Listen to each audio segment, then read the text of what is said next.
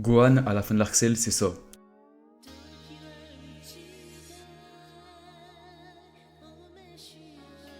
Le gars a repris le flambeau et a dû vaincre Cell pour par la suite pouvoir se concentrer sur son rêve, devenir scientifique. Bon, après faut pas oublier le fait que la puissance du SSJ2 l'a rendu totalement arrogant et donc qu'il devait se racheter de son erreur qui lui a coûté quand même le sacrifice de son père. C'était incroyable et forcément quand on passe à l'arc Buu, beaucoup s'attendaient à ce qu'il soit le vrai protagoniste. Mais Goku est revenu prendre sa place, ce qui a divisé beaucoup de personnes. D'un côté on a ceux qui ont été déçus du traitement de Gohan, certains au point de dire que l'arc Anchi est pas ouf carrément, et de l'autre on a ceux qui ont aimé le retour de Goku. Mais du coup, le traitement de Gohan dans l'arc Buu est-il cohérent? C'est ce qu'on va voir dans cette vidéo. Au début, Gohan reste clairement dans la continuité de l'arc Cell. En tout cas, il va à l'université pour essayer de réaliser son rêve, mais à côté, il prend ses responsabilités en combattant le crime. L'arc Y Saiyaman parle clairement de ça, étant un arc de super-héros, c'est pas étonnant. Gohan, pour atteindre son rêve, se doit de continuer à faire le bien, car comme dirait Spider-Man, un grand pouvoir implique de grandes responsabilités. Par contre, il y a un détail qui pour le coup va être important par la suite. Gohan a arrêté l'entraînement, Vegeta le lui reproche d'ailleurs. De plus, l'entraînement dans Dragon Ball c'est clairement quelque chose d'extrêmement important. En même temps, quand tu parles de dépassement de soi, forcément que l'entraînement doit être pris en compte dans l'équation. Ce qui est intéressant au début de cet arc et que j'ai énormément apprécié d'ailleurs, c'est le fait que Gohan se porte comme un mentor cette fois-ci. Lors de l'arc Cell, c'était Goku le mentor et Gohan l'élève. Ici, c'est Gohan qui va apprendre son savoir à Goten et Videl en les entraînant. C'est le genre de parallèle subtil que j'apprécie dans Dragon Ball. En réalité, au début de cet arc, tout porte à croire que Gohan a pris la place de Goku en dehors de l'entraînement. En plus de ça, la relation Gohan et Videl est très intéressante je trouve, car c'est elle qui va pousser Gohan à s'entraîner avec elle. C'est elle qui va pousser Gohan à participer au tournoi et c'est finalement grâce à elle qu'on arrive au Tenkaichi Budokai. Et en dehors de ça, voir la relation entre Gohan et Videl se développer avec toute cette partie slice of life au début de l'arc, c'était vraiment sympa et surtout important, étant donné que ça nous permet à nous, lecteurs, de nous attacher au personnage. De plus, ce début d'arc sert clairement à remettre les choses dans leur contexte. En même temps, entre l'arc Cell et l'arc Buu, il y a quand même 7 ans qui se sont écoulés. On peut passer au tournoi et là, rien de bien important à noter. Il sert avant tout de transition pour introduire la réelle menace de l'arc. Et au niveau de Gohan,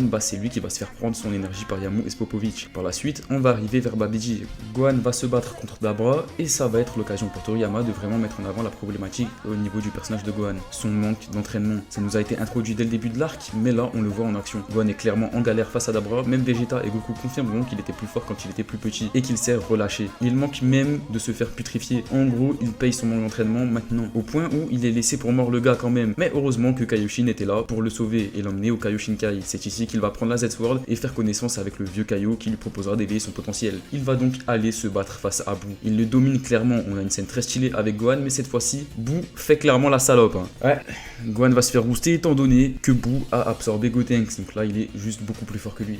Gohan n'a pas été le héros, il n'a pas pris la place de Goku. La suite, on la connaît, Végéto fume Gohan, quel plaisir, puis combat final et Genki-Dama qui cette fois-ci réussit. A noter que dans Dragon Ball, bien entendu en prenant en compte seulement les 42 tomes, c'est la seule fois où Genki-Dama bat l'antagoniste final. Bon, et du coup qu'est-ce qui dérange avec Gohan dans l'arc Buu? Il y a le petit côté slice of life au début qui a dérangé pas mal de personnes, en tout cas c'est le genre d'argument que j'ai vu revenir. Mais ce que je comprends pas, c'est qu'en fait il y a toujours eu un petit peu ça dans Dragon Ball. Le petit côté tranche de vie qu'il y a au début, rien que dans Dragon Ball Z, le tout début c'est ça. On voit Goku et Gohan aller à la Kamehouse, tout ça, retrouver tout le monde, mais c'est normal ce genre de choses. Parce qu'avant qu'il y ait une histoire, avant qu'il y ait une menace, avant qu'il y ait un enjeu, il y a des personnages à remettre dans leur contexte, étant donné qu'il se passe pas mal d'ellipses au final dans Dragon Ball. Avant le 23e Tenkaichi Budokai, c'est utile de revoir les persos, comment ils ont évolué, etc. Avant l'arrivée de Raditz, c'est utile de voir que Goku, il est père de famille maintenant. Et avant la réelle menace de Buu, c'est quand même utile de voir la vie de Gohan à l'université en train de petit à petit avancer vers son rêve, etc. Ça permet de remettre l'histoire en contexte tout en montrant les problèmes de Gohan. Il commence aussi à instaurer la thématique au niveau du héros qu'est Gohan en tant que Red Saiyaman, chose qui je pense va être exploitée par la suite de l'arc d'ailleurs. La relation avec Videl est beaucoup critiquée, mais je la trouve importante malgré tout ce qu'on peut dire. Certes, bon, c'est pas une romance, c'est pas un truc de fou non plus, mais après dans Dragon Ball j'ai envie de te dire, la romance on s'en branle un peu. C'est vraiment pas, enfin, on s'en bat les couilles totalement. Celle de Chichi et Goku, la romance tient d'une blague. Celle de Vegeta et Bulma sert au niveau de l'histoire, notamment avec le moment Majin Vegeta évidemment, mais les relations amoureuses dans Dragon Ball c'est pas forcément ce qui est le plus exploité. On en a clairement des intéressantes même en vrai qui racontent quelque chose, notamment ces 18 Krillin, mais c'est pas plus mis en avant en réalité. Et avec Videl Gohan, Toriyama met en place une sorte de petite romance vite fait, mais ça lui sert avant tout à introduire le tournoi, à introduire tout ce qu'il y a après, etc. Le personnage de Videl on peut le critiquer comme on veut, mais il a quand même été là pour remplir sa fonction dans le scénario finalement. Et comme je l'ai dit, ça permet de remettre en contexte, ça permet d'introduire la suite, ça permet de nous réattacher au personnage, de redécouvrir le personnage de Gohan, ce qu'il est devenu, etc.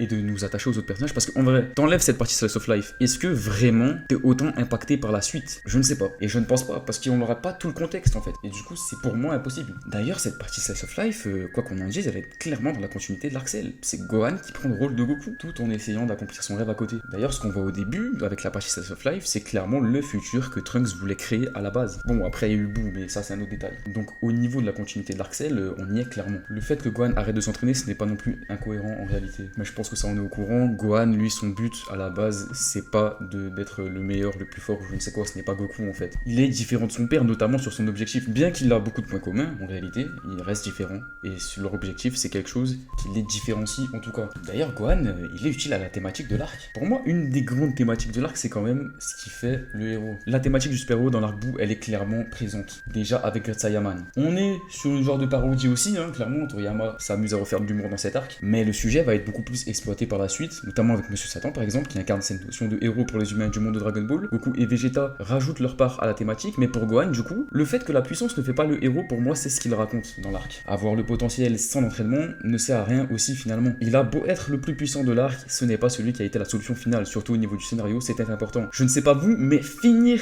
un arc avec un éveil de potentiel, ça me chauffe pas de fou, je trouve ça vraiment facile, et surtout, déjà fait à l'arc Piccolo Daimao avec l'élixir divin qui sert un peu près à la même chose au final. Ici, Toriyama a vraiment été intelligent, il n'a même pas décidé de finir son histoire avec un power-up, mais ça, on aura l'occasion d'en reparler. Certains reprochent le retour de Goku. Disons qu'il est fanservice. Alors oui, je pense qu'il y a clairement un côté fanservice là-dedans, on va pas se mentir. Mais en dehors de ça, faut voir comment ça a été exploité dans l'arc. Je veux bien qu'il y ait du fanservice, mais en vrai, Goku, lorsqu'il revient déjà pour la première fois, ce n'était pas pour finir Boo, ce n'était pas pour être la solution finale. Goku, dans la continuité de l'arc Cell, il se plaçait comme mentor plus qu'autre chose. Comme un peu Gohan au début de l'arc, mais Gohan, bon, lui, il devait se battre en fait. Goku était là pour trouver les solutions et il voulait que la nouvelle génération l'emporte. Mais bon, au bout d'un moment, quand la nouvelle génération elle foire, montrant que ce n'était peut-être pas le moment pour eux, ou qu'ils ne sont pas encore les héros que Goku est devenu, Goku était obligé de revenir en fait. Mais je trouve que Goku est un personnage qui a été bien exploité dans l'arc. Mais bon, l'arc Boo, j'aurai l'occasion d'en reparler beaucoup plus en détail. Mais je peux comprendre en réalité que certains trouvent que c'est un problème. Beaucoup ont été marqués par l'Arc Cell, beaucoup ont apprécié l'Arc Cell. Gohan SJ2, c'était vraiment quelque chose d'incroyable. Et ça, je suis d'accord avec vous. Mais il faut bien se rendre compte que l'arc, finalement, de Gohan, l'arc où vraiment Gohan a été le plus marquant, finalement, c'est l'Arc Cell. Et ce n'est pas l'arc Boo. L'arc Boo n'est pas l'arc de Gohan. C'est un arc où Gohan a été quand même assez important dans l'arc, mais finalement, dans l'arc Boo, c'est l'arc plus de Goku et Vegeta. Même plus l'arc de Monsieur Satan, limite, j'ai envie de te dire. C'est un arc qui tournait beaucoup entre ces trois personnages-là et Boo. Gohan étant plus mis en retrait par la suite. Et c'est logique, en fait, parce que quand Goku est là, Gohan, il n'a pas besoin d'être la solution finale. Gohan prend la place de Goku quand il n'est pas là, mais si Goku revient, malheureusement ça ne sert à rien et c'est dommage. Mais en même temps, c'est logique avec le personnage de Gohan et ce qu'il est devenu par la suite. Et c'est pas quelque chose de nouveau en fait dans Dragon Ball que Gohan n'aime pas de fou le combat. Gohan se bat que quand c'est nécessaire finalement. Piccolo l'a d'ailleurs fait remarquer à Goku lors du combat contre Cell. Le fait que Gohan voulait étudier, on le sait depuis le début. Donc pourquoi quand ça arrive, il y en a qui font les choquer? Donc non, pour moi il n'y a clairement pas d'incohérence avec le personnage de Gohan, même dans l'arc Boo. Je peux comprendre la déception de certains, mais en rien ça n'influerait sur la qualité de l'arc ou sur la qualité du personnage. Ça reste très bon.